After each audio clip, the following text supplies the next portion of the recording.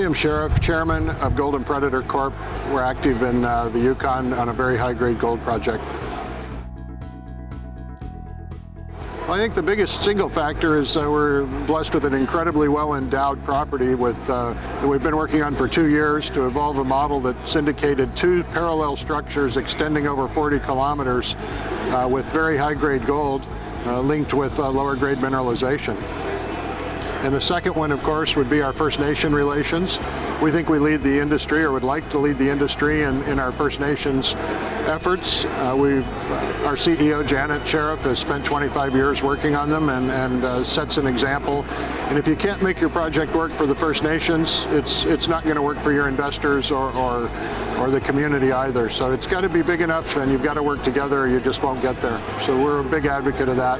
And then thirdly, we've got a very good technical team, and I have to combine that with a great investor base. Our shareholders, myself, Eric Sprott, Rob McEwen, Pat DiCapo, together hold about 40% of the stock. So.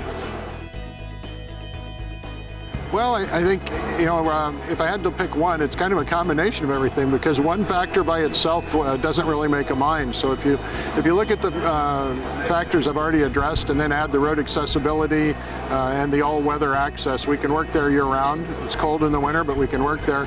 And it being essentially an untested virgin district that we've been, 300 holes in 2 years actively advancing, it's a very unique opportunity, but not necessarily because of any one factor.